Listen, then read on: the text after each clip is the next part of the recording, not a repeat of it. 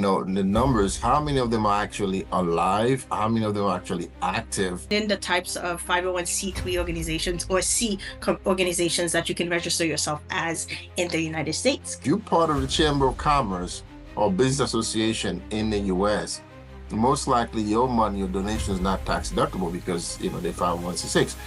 Which way you should go, because again, you may be able to take position politically in certain issues and not get in trouble. But if you're 501c3, you do that. Yes, that's one way to quickly get your 501c3 revoked. Back to the role of like Haiti fatigue, where people are just tired of giving to Haiti because they realize that their money is not really having an impact. Everybody's doing the same thing, right? They're giving food, they're giving shoes, and they're giving a little bit of medical help. And when people ask me, I want to create a nonprofit, I say, why? Well, I want to help, and I'm listening to why they want to help. Well, I'm from there, I want to help. Okay, great. Okay, but what's the strategy behind just you want to help? If not to help, you just want to, give stuff away. We need to think long-term rather than short-term when it comes to these initiatives.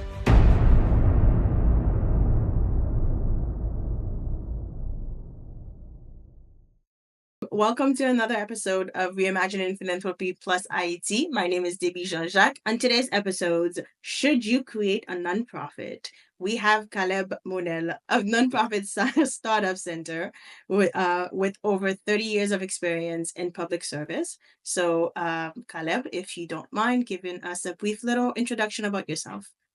Hi, Debbie. Thank you so much for the invitation. It's gonna be fun. This is a topic I'm extremely passionate about, given the fact that growing up in Haiti, when I was probably 7, 8, 9, 10 years old, my parents used to take us and drag us into the streets of Haiti to help the poor. Little did I know that I was really getting introduced to nonprofit outreach, humanitarian work. And as I was getting older, around 16, 17, me and my friends in Haiti, we were organizing little soccer tournaments in the streets in Haiti, little events, social activities at the school. I was vice president of my class, in Haiti. So it's just like, oh, wow, this was fun. Coming to the US now, it's just like, oh, wow, this is a whole structured thing. This is a whole, there's no science to this thing about organizing and mobilizing and impacting and transforming and delivering services. So here I am right now, 30 some years later, formulating this thing. It's like, oh, wow, this is good. Yeah, I'm from Haiti. So my background is economic development, nonprofit, community development. I'm a business coach, a founder of Nonprofit Startup Center. We help nonprofit throughout the state of, and internationally speaking, folks who want to develop, manage the nonprofit, revamp the nonprofit in many ways. And so we assist them. So I'm here to share quite a few good things. So I'm excited about the time that we're going to be talking here.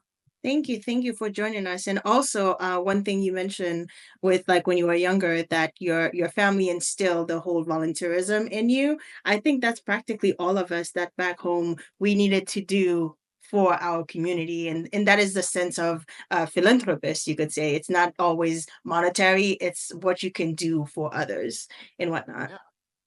And I would like to lead us with a little bit of statistics when it comes to the nonprofit sector. So we have in the US, we have nearly 1.8 million registered nonprofits, while the UK has just over 185,000 registered charities. So we will stay in the US, where within this 1.8 million registered nonprofits, which includes public charities, private foundations, and private operating foundations. For the sake of numbers, according to candid.org, or you could say GuideStar, approximately 3,237 nonprofit organizations are focused on Haiti. Understanding that at least, you could say, 40% of this 3,237 are faith-based organizations, or you could say churches, whether Protestant or Christian, they'll fall under this category of faith-based for me. 30% of them are somewhat inactive, where they don't have a social media, they don't have a website, they have the status, they're still registering, they're still filing their taxes, but they are literally non-existent, but they're still active. You could say 20% are financially struggling, which is practically all of us, and 10% are doing pretty well. And those 10%, well, in my perspective, would be Foncoze, it would be the IT Culture Exchange, it would be like institutions like Zami. So for me, those institutions, they're doing a great job and they're getting the funding. But at the same time, most of us are struggling. now, now you have, according to the Ministry of Planning and External Cooperation, so back in 2015, approximately 10,000 nonprofits were operating in Haiti. Now, these 10,000 organizations were considered as, you could say, NGO class, which was something that the minister, I believe his name was Aviol, like where Yeah, he yeah, yes, Flo. Yes, where he mentioned that they created a class of its own called NGO class for international organizations. And within these 10,000 organizations back in 2015, and then we had a report back in 2017 that approximately, I believe, 300 international nonprofits had lost their or terminated their status in the country. Now, disclaimer, it doesn't mean that they still lost their status. There's a possibility that they re-registered or they got themselves in line with the status quo when it comes to governance or whatnot. And then you Right, have back in 2018, the Ministry of Social Affairs and Labor claimed, I would say claimed, only right, because right. I don't have this actual document. It was spoken to me by an Right. ex-minister, where approximately 25,000 associations were registered in all 10 departments of the country. Now, this document should be public record, but unfortunately it's not. And I digress. Right, Just to right. basically, I guess, go into what we currently are in, which is like understanding the types of 501c3 organizations or organizations that you can register yourself as in the United States. Caleb, you have the stage. Oh yeah, yeah. This is very interesting. The numbers are, I mean, of course, this is sometimes numbers doesn't lie, but the truth of it in the world of nonprofit question, we can talk about that later, is, the numbers, how many of them are actually alive? How many of them are actually active? Mhm. How many of them are actually making an impact? Are they just on paper alive? Are they active? They're doing something, they're trying to figure the way out, or they're doing very well. So that would be the biggest question here, trying to find the answer. But in the world of nonprofit, of course, the United States, they are breaking it down into several categories, right? So most people, they only know 501c3. They call every nonprofit, oh, I have a 501c3. I have a 501c3.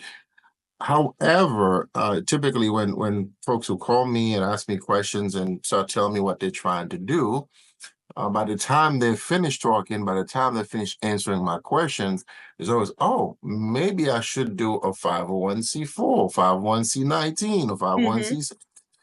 Because again, the categories, what you're trying to do will put you in different category. And the category will dictate your tax regulations you're going to be falling under, whatnot. If you try to do a business association, a professional association, chances are you're going to be in the 501c6, right? Mhm. Like a chamber of commerce or nursing association type of thing. So that means also your donations will not be tax deductible. Okay, if you're part of the chamber of commerce or business association in the U.S., most likely your money, your donation is not tax deductible because they filed 166. Versus if you try to do something for Haiti or your country back at home, or whether you're from Asia or continent of Africa, and what you're trying to do is trying to work with the government, with elected officials to change policies and having some kind of impact, then you look at the lobbying group, right?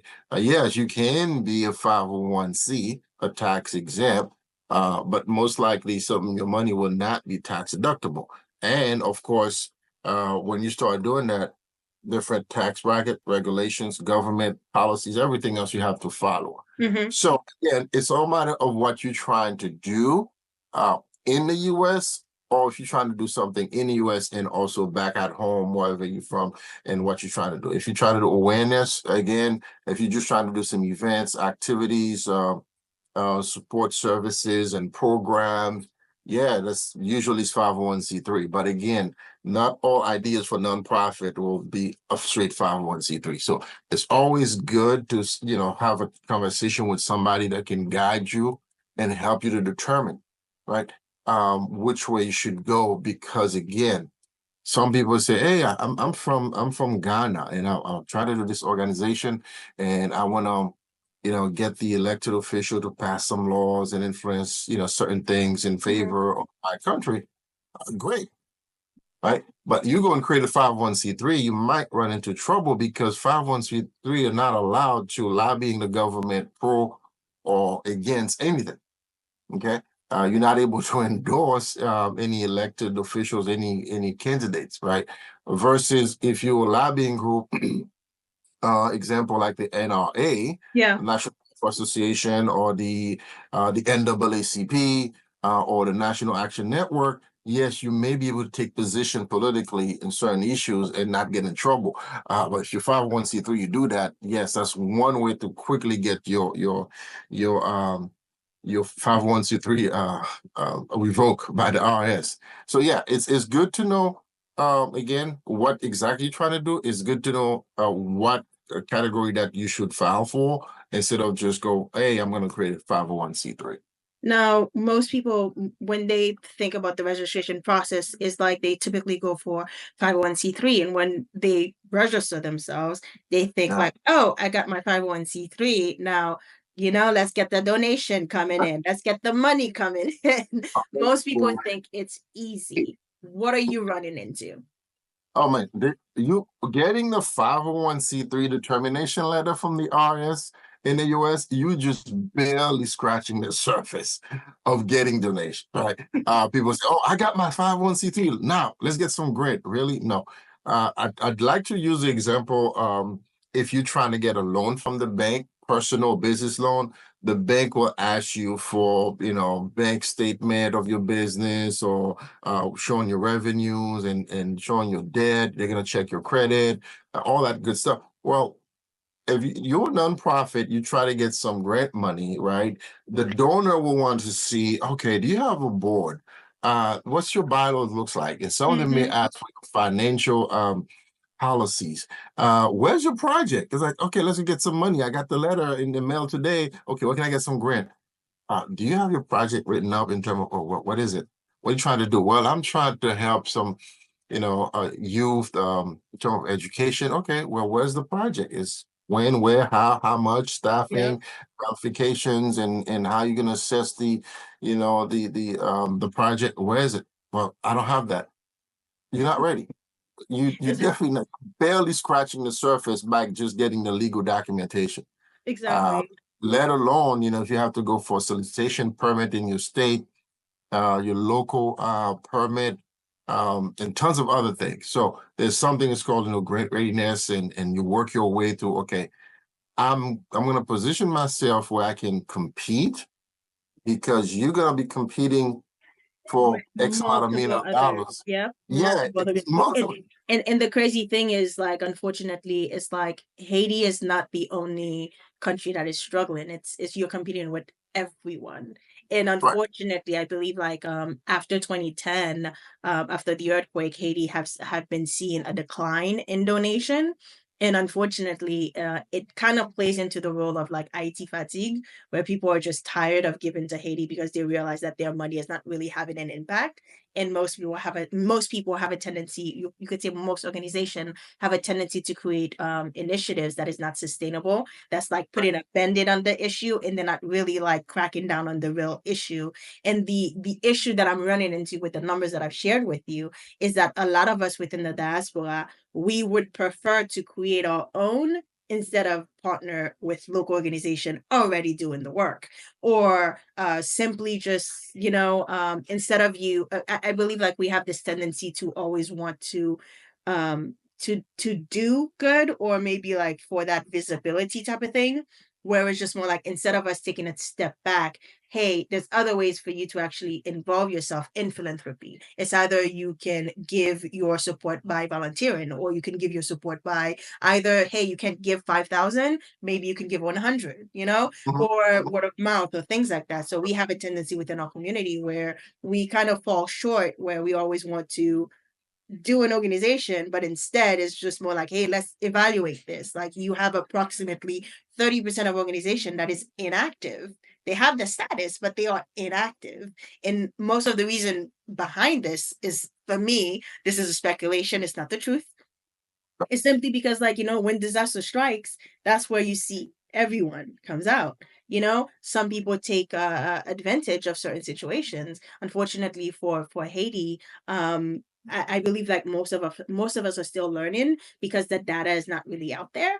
And at the same time, yes, create a nonprofit. It's good and all. 501(c)(3), it's good and all. But what else? What more? And as you said, as far as like once you register yourself, the work that goes into it. Are you grant ready? Do you have a website? Do you even have a team together? Is it just going to be you, woman wearing all the hats, which I do most of the time? Yeah. Are You're you right. willing Yeah.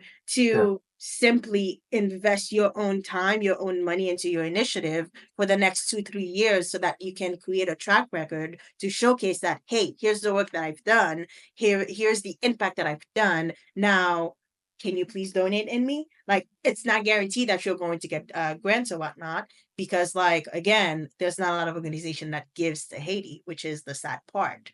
And Yeah. go ahead. And I was going to say, when it comes to Haiti, particularly, there's several issues here, right? One of them is, okay, what is your compelling story? What is why should I give to your organization? Well, everybody's doing the same thing, right? They're Hmm. giving food, they're giving shoes, and they're giving a little bit of medical help. Okay, well, if everybody's doing the same thing, and guess what? I'm sticking to that person or that organization I've been helping. That's one. Number two, we have to look at, okay, what is meaningful, impactful, transformational, right? If everybody's just donating food and that kind of stuff and donating clothes to Haiti as a nonprofit activity, this is not development work. This is purely charity, okay? And most donors in 2024 and beyond, they don't look at donation as a form of sustainability at all, Yep. okay? They have raised the bar. So you don't work in Haiti, please find some sustainable work to do and have a compelling story, have the program written up and everything else, because just asking people, please donate, we're going to give backpacks, we're going to give school supplies. I mean, you know how long we've been hearing this? Uh, thousands of organizations throughout the diaspora are just collecting stuff to send stuff to Haiti. I mean, that is a form of dumping, though. Right, right. So it goes back to the individual, to the visionary, to the leader or leaders of the nonprofit, right? Hmm. Why did you create a nonprofit again? Tell me why. It's usually my first question when people ask me, I want to create a nonprofit. I say, why? Well, I want to help, and I'm listening to why they want to help. Well, I'm from there. I want to help. Okay, great. Okay, yeah, you paying back, paying forward, that kind of stuff, right? But what's the strategy behind just you want to help? Hmm. If not to help, you just want to, give stuff away. I say this, well, you're going to give stuff away, right? You're Hmm. going to give, well, you're not going to make some impact, right? So let's be clear. If you want to help, just go for it, help. However, if you want to reach high donors, just want to give away stuff, is not going to make them sign that check or press No. that button. It's It's, not it's not. sustainable, it's not impactful. Yes, it kind of like solve, you could say, a very short-term goal or short-term issue, but it does not have a long-term impact, unfortunately. I'm like, yes, at the end of the day, like I'm not bashing anyone who does this, but at the end of the day, it's just more like we need to think long-term rather than short-term when it comes to these initiatives. And Of I think course, like, go ahead. of course, it all goes also having a leader who has a vision, having a leader who understands, okay, problem, solution, strategy, implementation, Mm-hmm. right? if I get to a small village in Haiti, I'm looking around, everybody's sick with some kind of they're getting sick from the water. The ideal thing, of course, is to come and bring them clean water. But guess what? I have to bring them clean water for the rest of their life. Yeah. So therefore, if I create a nonprofit, is one, I have to find a way to help them get clean water locally. Okay, Mm-hmm. find the root of the problem and solve it from there. And there you go, they have it. Right. But if to me it's, I'm gonna create solution. The solution is, oh, let me just bring them clean water. And I'm gonna keep buying water or supplying them water. I'm not solving the problem. That is Right. true. I would say So that's one example as well, which I find, I guess my word, appalling a little bit, is when Robin there. is when organizations want to create a nonprofit to go to Haiti to teach Haitians about Jesus Christ. And Right. then you're like, wait, you're not really doing your research, because if you go to Haiti, Haiti is a pretty religious country, you Oh yeah. know? I'm like, yes, technically speaking, I would say back in 2013, that was when I would say voodoo was recognized as a legal religion, but in reality, the entire country is religious. You find a But church in every block or no, two. pretty much. Pretty much. Yes. Yes. So to say that your mission is to go to Haiti to teach them about Jesus Christ, for me is a little redundant. And I'm like, you're wasting your time.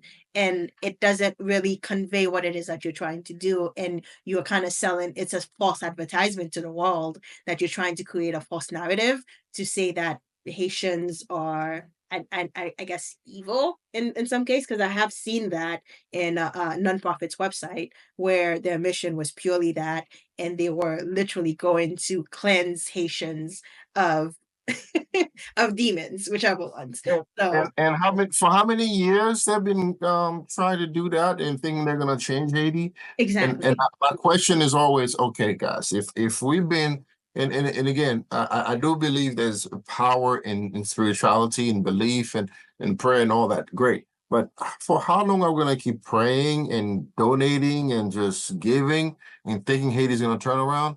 We've been doing this at least for over 50 years. Okay, since Exactly. for 50 years.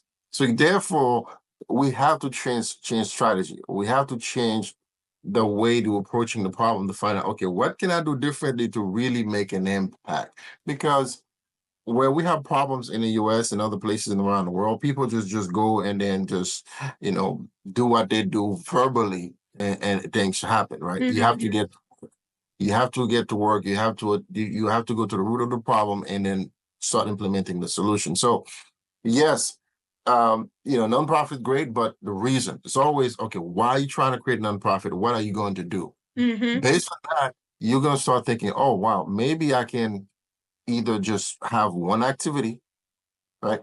Somebody will contact me. I'll just quick example say, oh, I want to donate backpack every year. School opens, and I said, okay, that's what you want to do. Great. I said, well, why don't you just partner with an existing organization and bring your energy, your focus, your resources to them, and let's agree with them and say, okay, they're gonna help this school, you're gonna help that school, and it's done, right? Yep. You're gonna spend thousands of dollars putting the organization together, thousands of hours working on this thing, and thousands of hours keeping this organization going just Hmm. for you to one event that you probably just if you were to merge with an existing organization and they agree to work with you, then you're still getting the work done. Which All is right. so much easier, because like if you really think about it, because obviously these numbers, like the numbers that I provided prior, like in 2018, 2015, these numbers may be inaccurate now because we're in 2024. Unfortunately, the ministries, I don't know how often they measure these organizations, but like you have approximately over 30,000 organizations on the ground, that most of them, they don't have support financially. And unfortunately, what then happens is you don't know that they exist on the ground, and you have to like speak to other people, obviously, to find these organizations that are doing good work. And when you do, it's always great to establish contact and also like partner with them, as you said. Like if you have this one initiative to donate like backpacks every year, you might as well partner with somebody on the ground, purchase the items on the ground, because when you're purchasing the items on the ground, you actually are investing into the local economy rather than you buying your items here, shipping it over there, and then you go all through the custom headache that we know of. You, Yeah. you know, you're investing in the local economy. Like you're literally like paying for somebody's you could say a family to send their kids to school rather than like, oh, it's a backpack.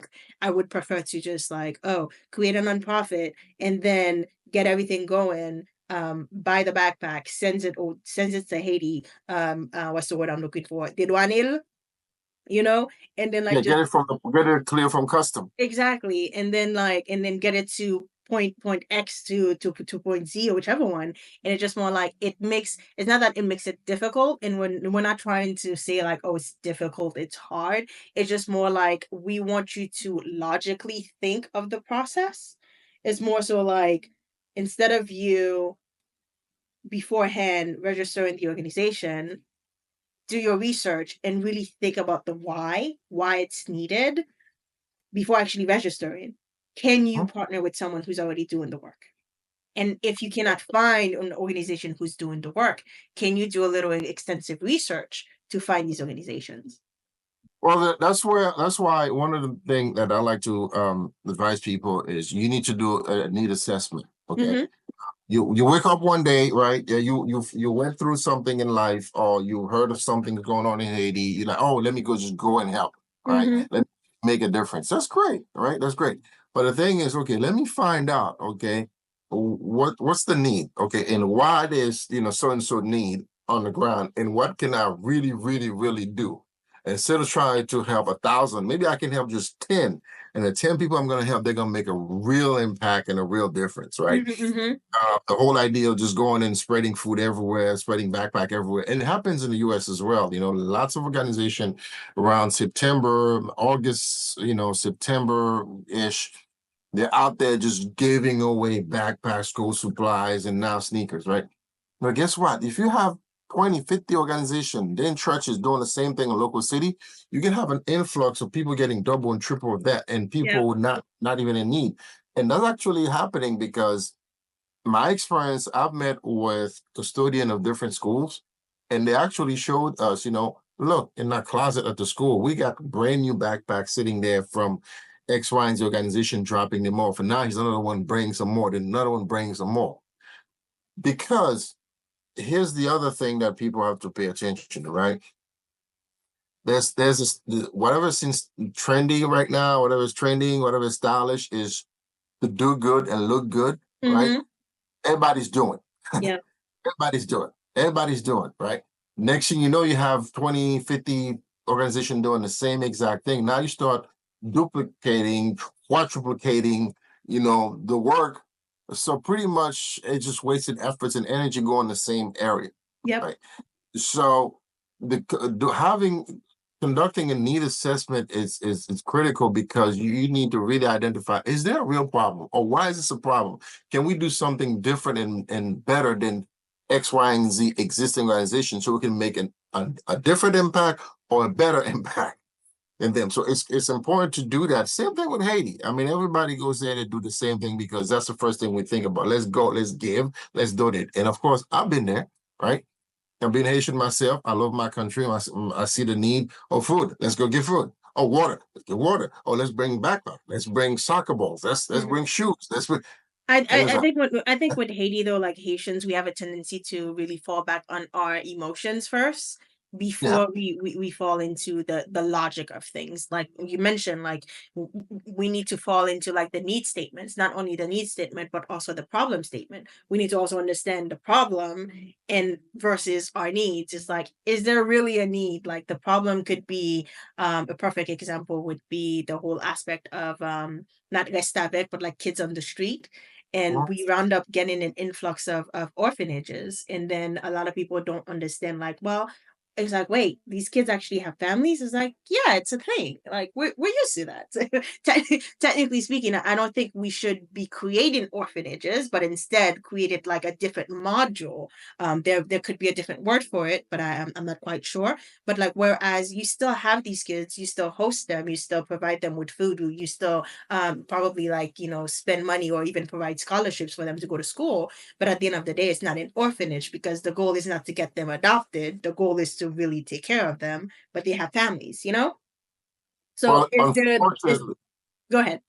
unfortunately, in the world of nonprofit, there's money in poverty. Yes. Okay, there's money in poverty. So you'll find some people with the 100% pure heart. They're into this. They want to help. They want to make a difference, but they have zero professional technical clues about how to do it. Hmm. On the other end, you have some folks who see this as a great business opportunity. You know what? I can do this. I can get paid for it. I can raise money to cover my expenses, Yep. and I can do extra thing and other things and other things. And that you have these two type of people out there doing nonprofits. I mean, Those are really serious and honest, but they have little clues about technically how to develop this thing versus those who are business savvy and just go along and say, you know what, if I'm gonna make a business out of this. no, it's crazy because like, because for me, when I was in my master's degree, one comment that was stated to me was like, if you really want to make money in nonprofit, go to Haiti for 6 months. Maybe do a year, you know, and then come back here, and then you'll be seeing six-figure salary. I was just like, okay, no, Oh, thank pretty you. much, pretty much because sadly Haiti is a big training ground also for Yes. a newly nonprofit wannabe leaders, developers, right? Hmm. Because again, you're in the middle of the chaos. There's plenty of needs, so Haiti is turned into a lab. Really, turn Haiti into a guinea pig, a test lab. You go and test all your methods and ideas and processing and everything you can probably put to test, see if it's going to work there, Hmm. validate it. Then you say, oh, great, it worked in Haiti, it works in Somalia, it worked in so and so country. Then, therefore, we're going to write a book, we're going to write a whole program about this. Then, we're going to write a whole, now we can really create this organization, right? So that's the flip side of this nonprofit world is the fact that the business savvy people see something that can, of course, turn into a business. And yes, you should have business model, business structure, and business strategies inside your nonprofit because hey, if it's working, then you got to implement it. You got to put it to work. However, nonprofit not supposed to, of course, we all know it, for the benefit of individuals, which again, when we look at what we're doing is, okay, you want to do a nonprofit. So next thing, what is your commitment level? What's your passion? Yep. You start today and you start doing the same thing a year or two or three or five later, next thing you know, you'll be like, oh, I don't want to do this anymore. Yeah. Right? Or like I like to tell my folks that I talk to all the time, say, look, your passion alone is not going to keep this going. Yep. You're gonna need some technical, some strategy, some structure, some funding behind this thing to keep it going. You'll Yes. be happy and just, oh my God, I'm helping, I'm doing this in Haiti, I'm bringing this. It's all good. Up to a certain point, we realize that wait a minute here. I'm the one spending all the money. I'm doing all the thinking. I'm doing all the phone calls, the writing, and the chasing people. Uh, you start running out of fuel Yeah. because passion can only last but so long. Because if the money, if the resources doesn't come, what's going to happen next, right? So I like to run through this thing, through those steps with folks to help them understand. What's the community engagement looks like, right? I have a nonprofit here. I'm gonna do it in Haiti. So who do I know in Haiti? What do I have in Haiti that I can connect with and engage with that's gonna really help me leverage the playing field? And here, who am I gonna be able to connect with and engage with who's gonna help me to carry this thing through? Because if you look at behind every successful nonprofit, of course, they have great partners who engage, great sponsors and strategic partner they on the ground or wherever they're at to help them carry the mission and the vision. Yep. And at the same Whereas, time, as you said, with partners, they must also align with your mission. in your Of vision, course. because it's not just like anyone who comes with with with monetary to be like, hey, I have money, let's partner. No, no, no. You also need to evaluate all your partners just to make sure that they align with your vision and your mission. Of course, it has to be a win-win. Now, this is a whole um chapter here. It must be a win-win in partnership. If I'm bringing water, you bring water, then there's no win-win here. Okay. Hmm. If I'm bringing water, then you bring the empty bottle of water, then now we have bottled water, then that's great. Right. If I'm bringing water, you're bringing the transportation, then we can get the water to these folks, right? Hmm. Great. But if both of us are doing the same thing, then there's no need to partner. It has to be a plus minus. You add something, I add something, then we get better, Yeah. right? Also be clear that, okay, whatever we're doing, I need to know what you're doing.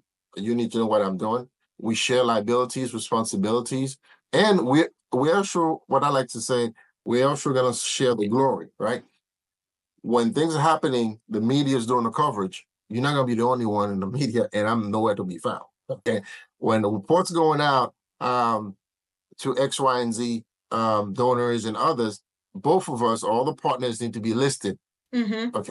Um, Other thing is, when donations are being requested and fundraising are going on, all the partners to be listed so they know. And of course, everything must be disclosed. So I like to talk about partnership, yeah, but also there's a whole thing about partnerships that you don't want to enter in partnership where you are the small fish and you have a huge, sharks here, and you know what's going to happen, right? um, the bigger one, the more structured, the more equipped organization will swallow you. They'll be out there running this thing, capitalizing on the success stories while Yeah. you're out there just wondering what's happening. And before you know it, first year you're together, you partner. Second, you might be partner. Third year, like, oh, I think we're good. But guess what? Because they already got everything figured out, and they already got the support base for the third, fourth year. Then guess what? No longer need you. So partnership is good. Community engagement is good, but there's some things you need to look into before you jump into that. I know better than that. That's for sure. Lesson And learned. and at the same time, I would like add on to what you just said. Like accountability and transparency also is big when it comes to nonprofit work. Like you need to know, like it's not just your Form 990 N or Form 990 that is needed. You also would need every year to to release at least an annual statement, like an annual report. I've seen annual reports where they actually do not include their financial their financial statements, and I can understand why within the Haitian community, only because you could say like if they are registered here and mostly operate in Haiti, some of them redact it, probably because of security purposes. Because this is public information, anyone can download it, and also because of Haiti, the way things are, anyone can download it, and you don't know what could happen to you. So it's like them not releasing that form of that financial statement is for their safety rather than like, oh, we're being secretive. But if anyone were to need that piece of information, you could send an email. Oh, you can send an email and Mhm. simply request is like, hey, I would love to get insights on your financial statements just to see we know where the money actually goes. And if I guess in my perspective is if they're unresponsive or reluctant to share that, um, I don't know. Well, yeah, I mean, when it comes to reports and all that good stuff, it goes back to knowing exactly how to run a nonprofit. Right. Yes. Most folks that know, oh, I'm gonna register, get the tax exempt, and there we go. Let's go. All right. They don't know, they don't have a public relations plan, they don't have a marketing plan, they don't have a fundraising plan, they don't have a legal documentation on managing volunteers and boards. Hmm. They don't have a financial policy. They don't have none of that, right? All they know is I got this piece of paper. Now I'm gonna go and get some money. Give me some money. Give me some money. I'm gonna help. I'm gonna help. That's it, and that's Yeah. all. Whereas this whole thing is as entire. There's a science to it to make it great, successful, and sustainable, right? But unfortunately, probably more than majority of people, they have good heart, very passionate, but zero or little bit of know-how about to properly and successfully run a nonprofit. And that's why, the numbers that you mentioned earlier, right, it sounds great and big, tons of them, but how many of them actually are still alive, really Mhm. like alive? How many of them are active, and how many of them are impactful? That's the way I would probably break it down, because you can be active, right? Being busy, we doing stuff, we giving and we collecting and we spreading stuff, but are you making an impact? Or you're just happy, just, oh, my organization is helping in Haiti, my organization is doing, and we're doing X, Y, and Z. No, no, no, give Uh, me the KPIs, give me the data, how many people did you feed, you know? no, I mean, yeah, that's the other thing. And going back to numbers, also you mentioned earlier, the sad thing is also when disaster strikes in situation of the earthquakes and hurricanes and political instability, of course, the business of nonprofit just goes up, Yes. because now you have an influx of international donors, international NGOs Mhm. coming in with tons of contracts and projects. Now, guess what? Everybody want to just tap into a small bit of money, okay, from that NGO, so they can get something to run their smaller local nonprofit. Or a nonprofit contractors jump in, start creating tons of projects and tons of, I don't know, overnight organization, just to say, we have one, we can use some of that money, we doing, Mhm. we help supporting. And before you know it, overnight, you may have 100 organization creating, and just because earthquake just hit and hurricane, there's a mass fire or mudslides and disaster, right? There's this whole thing about disaster money, right? Because that's when people feel, they just feel sorry and they want to just, I mean, what can you do but help, right? Yeah. And the quickest way you can help is to press that donate button. Then of course now that donate button is in the website, it comes through on your phone, just tap or text. That's how some organization able to just amass tons of money very quick in disaster situation. And the smaller one, they jump in on a bandwagon and chasing the tail of the big organization, hoping to get a little contract, some donations to say, oh, I'm Mhm. feeding some kids in the orphanage, or we have a little clinic, right? And we have a school, right? Or we clean water within this place, and so it's just a total. I don't want to say mess, but it's something that just like, It oh no, it we need becomes to. chaos, actually. It is a mess because now you don't there's a mistrust of the whole situation, because you don't know whose intention are pure and whose intention are just like, oh, I'm after the money, really. I'm not really doing for the community. A perfect example is like with the 25,000 associations that are registered in Haiti. What I was told was that there are some senators and deputies that create fake associations so that they can get contracts or even funding from the government or whatnot. Again, don't come for me. Right, right. Oh So, yeah, yeah. so it's just more like you do have shell companies, like shell nonprofits that actually do exist, legally exist, that are actually like, getting contracts, when in reality, they're not doing for the community, but they're just pocketing the money. Unfortunately, like Haiti has become also you could say, yes, a public of NGO, but at the same time, it's become so chaotic, and corruption is deep within the sector, which is sad. Right. Well, the thing is, in again, when disaster strikes, the number one thing reaction of every human beings is, okay, what can I do to help? Yeah. You have, like I said before, you have the good-hearted people, the passionate one, the sincere, honest one, who just out there doing stuff, and you have those who see an opportunity, right?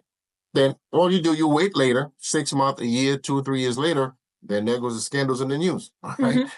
You see what happened, 3 years ago, right? Meanwhile, just is has the problem been resolved? I don't know. Have they fixed anything? I don't know. But guess what? You're still having the same problems. Hmm. Obviously, answer is right there in front of us. Why are we still having, medical crisis? Why still that every year we have this huge crisis about, students not able to attend school because of lack of furniture and uniform and school supplies. Hmm. Every year it's the same thing in Haiti. Why is that whenever we have a massive thunderstorm or rain, the next thing you know you have a tons of tuberculosis, malaria, and other things just break out, in the country, because again, the root of the problem was never really touched. Hmm. We made surface intervention. We made cosmetic changes, right? We shift something from here to there, but we didn't solve the problem, right? And shift tons of people from one neighborhood to another. Well, guess what? You just pack them up and put them in another neighborhood. Then there's unclean water, and so somebody getting sick, then everybody is going to get sick, Yeah. right? So unfortunately, you don't have in the NGO world in Haiti. I've yet seen those who are actually 100% just sitting there going deep into the rabbit hole to see, oh, aha, I see. We need to really change this. No, what is cosmetic? What we see is quick intervention. What we see is just quick relief, right? In nonprofit in Haiti. Again, is it good for the moment? Of course, because hey, what's the better thing to do but to help the moment, right? But why we keep having the same problems and sometimes worse, right? So these are the things that we need to look at. Why does women been impacted by domestic violence and abuse? Well, because it is tied to economics, it is tied to the fact that if they're in a relationship, the spouse or the partner is controlling certain things, now they're forced to stay in that relationship because if they leave, then who's gonna take care of the children? Who's gonna pay the rent? Who's gonna provide? Right? Yeah. Therefore, let's look at let's empower the woman. Let's help them from where they're at. That's another thing also. When people talk about nonprofit in Haiti, let's solve. Look here. I'm not saying let's go bring everybody a brand new laptop or a brand new cell phone and all. No. That's why I use the term, okay, let's help them from where they're at and help them to grow. Because I've seen this in Haiti where people just go and just donating, I don't know, technology, right? Or equipment. And before you know it, 6 months later, things break down and it's not working. Yeah. Or, something happened. So let's meet them where they're at. Let's meet them from the level and just elevate the situation and let's change that.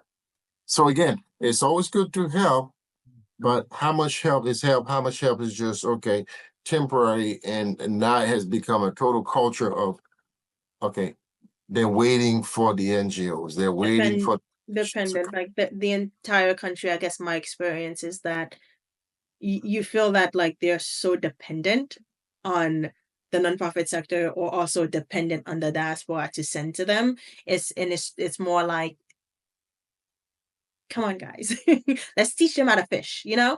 And Then also, go ahead. We can. I was gonna say we can change this, right? We can't just this whole narrative, but it starts with us making a decision how we need to better approach this versus every time they ask, then we give, then we send, then we ship, then we transfer. Yeah. Let's find out why do I have to continuously sending donations there versus okay, what can you do? Can you start a small business? Can you go to school? Can you guys collaborate on something here? Or something to at least one day, we don't have to continuously feed the welfare pipeline. Okay. I'll keep the welfare pipeline alive. And that's what we need to start asking ourselves. Will we be okay if our neighbor next door, literally next door, every time they're hungry, they come knocking on our doors and say, can you help us with some food? Most people would say no. The first time it's okay, but down the line it's like, yeah, no, sir. No, it's like, okay, is there something I can do? Can I help you get a job? Yeah. Can I do right? So same with Haiti. For years and years and years, it's the phone calls, the text, the emails, the WhatsApps, the Facebook inbox. It's the breaking news, disaster strike, and then we just run. Okay, just hold it. Let's step back. What's happening here? Why we keep putting fires and just keep having more fire coming back? That's what the diaspora need to do, honestly. And that's what the folks who are serious in nonprofit and NGO organization need to look at if they want to make real impact in Haiti. How can we really make a transformational change in Haiti?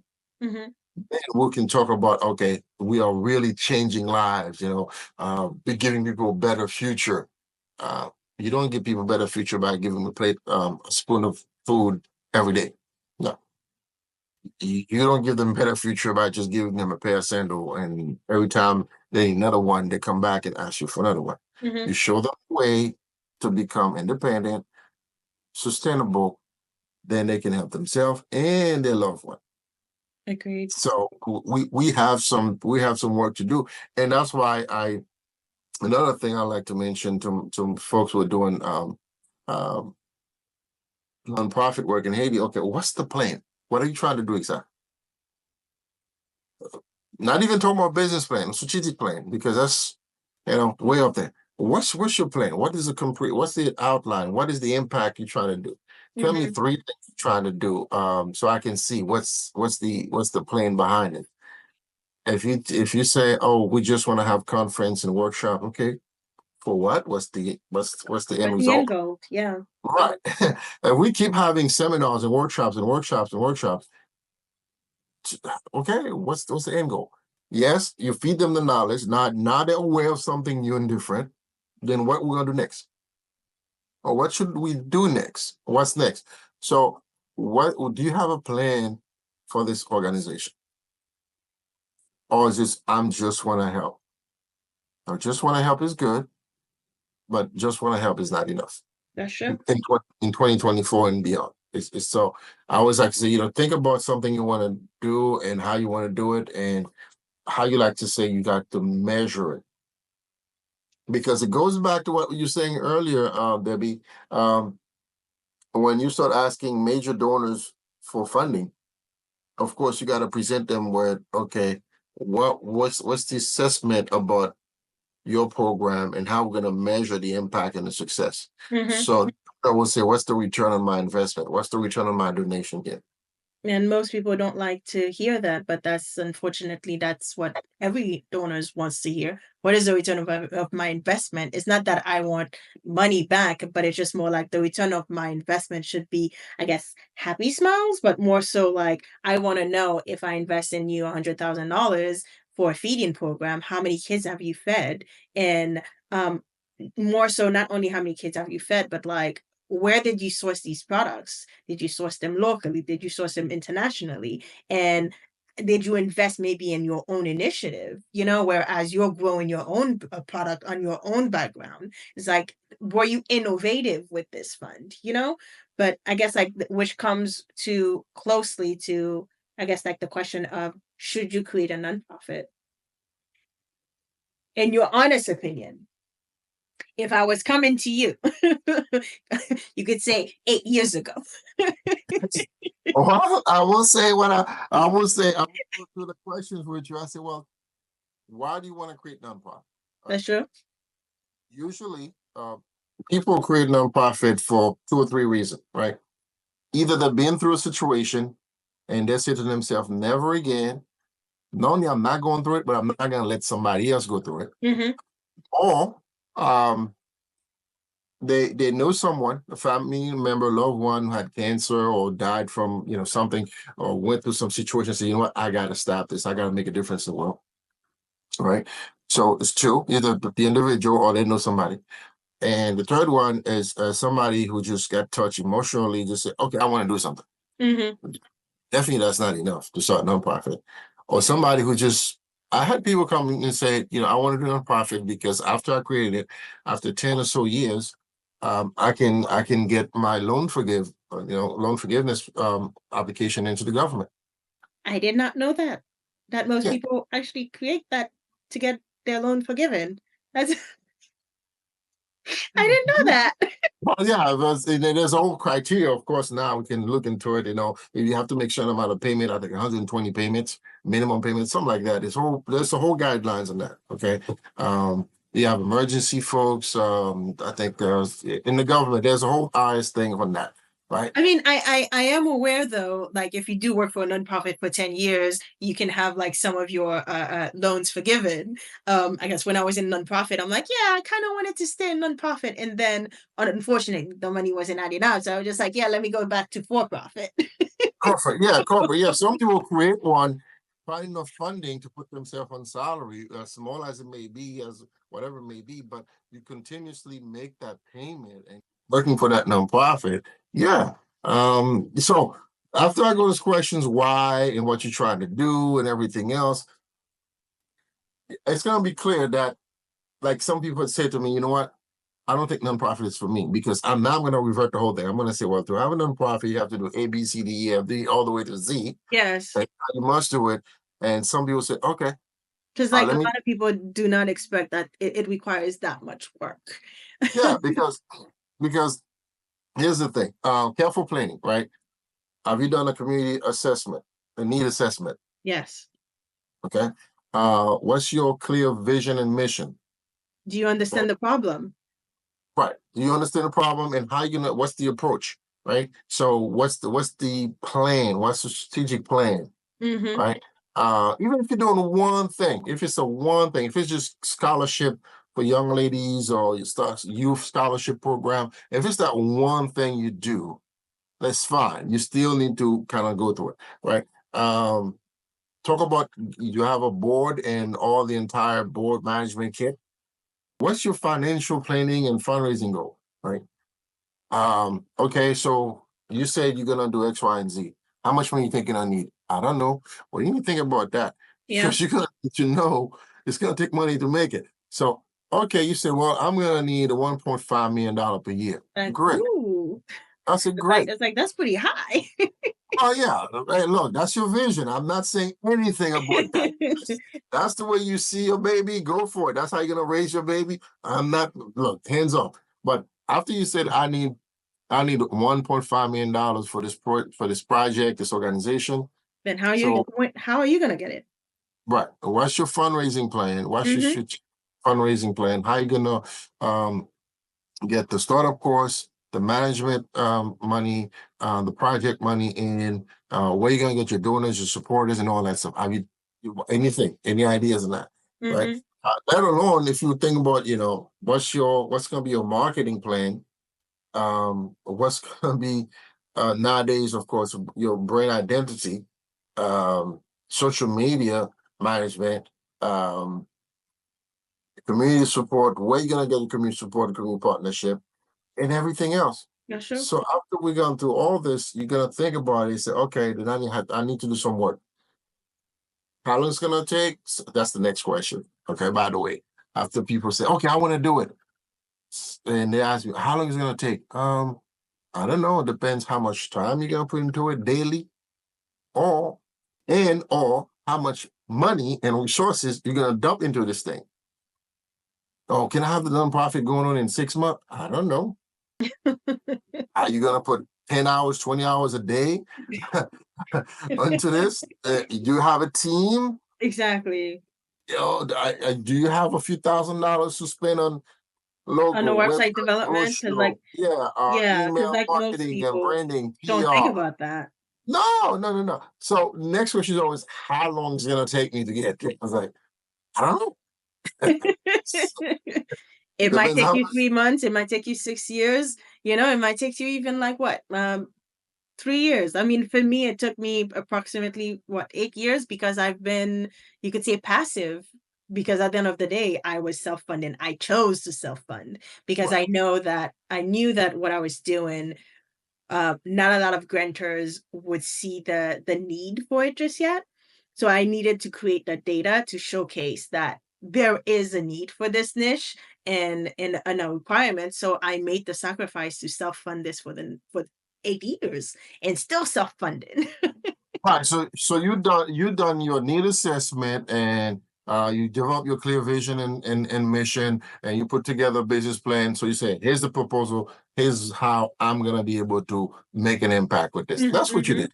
Great. That's what you're supposed to do. And everything else. But the whole idea is it's gonna take time. Like I tell people all the time, it's gonna take more than what you expected, more that you have planned for in terms of both money and time and resources. Mhm. Yeah. If you think it's gonna take you 3 months, then multiply that by easily by 3, 4, 5 times. Yep. If you think it's gonna take you're gonna need $5,000. Well, start spending the money and keep count, and you're gonna realize how much money. Not let alone the amount of hours you're putting into this. Yeah. Yes. So should you create a nonprofit? Um, I don't know. Tell me what you're trying to do. Then I'll tell you if it's possible, if you're gonna get there, if you should get in that airplane, or if you should take the train or walk. Uh, so after you tell me what you're trying to do, yeah, yeah. Some I people say, would "Oh, should I create a business or a nonprofit?" Well, tell me what you're trying to do. How you trying to make the money? How much control you trying to have? And do you intend to pass the business or your loved one or something? So it's all complicated. There's all kind of stuff about, okay, you create a nonprofit, you know you cannot just pass it to your children yeah. because you're not building assets for them. Yeah, they may, or your loved one or somebody, they may become the next president, director of it. Great. But they may not. The board may say no. There's different things, right? So after you answer the question, what you're trying to do, I say, well, you know what? Should not create a nonprofit depends on one, what you're trying to do. Mm-hmm. You see yourself, how much control you try to have, how attached are you to it, how hard you're willing to work. Mm-hmm. You know, series of questions like this. Say, okay, um, do you want to have total control? If you want to have total control of an organization, yes, you can say, okay, I might try the nonprofit route. But if you have an idea, the idea is to have a nonprofit, then it's going to start leaning towards the business. If you're saying, okay, in terms of control making decision making, nobody kind of tell you what to do because the board, do you have to consult with the board, Yeah. right? Do you want to leave a legacy for your loved one? Then business is the way, Yeah. right? Um, and yeah, so there's a series of things you go through and analyze it, and at the end you determine, okay, then maybe I should just not have a nonprofit. Maybe I can merge with somebody, work with somebody, support another nonprofit who share my vision, or maybe I can just launch a business and make money from that idea, and that's it. Right. Exactly. And then once a year, do your corporate responsibilities and give to organization that actually is doing the work on the ground. It's like we're not deterring anyone to not open or start a nonprofit, but it's just more so like we're trying to influence you so that you can do your research and actually ask yourself hard questions, because most of us have a tendency to be very lenient on these situation and be like, well, I actually, like, the people in Haiti, they need us, like they need this organization or they need this, but we're not really sitting down with ourselves to ask the vital questions. Is it really a need, or is it cosmetic for you, you want, because you want to show to I guess society or to your community that you are doing for them, when in reality it's not tangible and it's not sustainable, and unfortunately it doesn't really have a concrete impact on the ground and as well in the community that you're trying to work. And overall, I think, like as Caleb basically mentioned, if you want to open a nonprofit, sit down with yourself, ask yourself the vital questions, really sit down with yourself, really sit down with yourself, journal. Have a, have a meeting, have have a meetings, with yourself. Just say, think about it. Let's plan. Let's do what I'm trying to do. But also, you might just look out there to see what's happening, and that will give you the answers, right? Yeah, Find some organization like the one you're trying to create, and look to see what's happening with them. And you look at the situation on the ground. Am I really committed, to burn hours and money to make this happen? you know, Especially if you don't have no plan about fundraising and other ways, you're gonna become the funder. yes. And good luck with that, unless you have money sitting somewhere. Yes, but it will take a lot of time, money, and energy. Yes, the passion will get you started, but the passion won't be able to keep you going forever. That's true. That is very, very true. And if you do want to collaborate with organizations, you can come to us. Of course, always we can always collaborate because you can always do great things in collaborations. Yes, I believe in that. Yes, and we are, you could say, the web architects. Yeah. That we are able to build bridges by literally like creating connections. So if you are interested in partnering with an organization on the ground or an organization that is here within the diaspora community, and you chose not to go the route of starting a nonprofit, but instead go the route of partnering up with in one that is already established, you can reach out to us, and obviously we would help you navigate to find one that actually fits within your mission, your vision, and what it is that you're trying to do. So again, Caleb, thank you for today. Super, super. Thank you, Debbie. No, this was very insightful and very fun. Sure, always. Thank you. Awesome. Thank you. Thanks. Bye bye.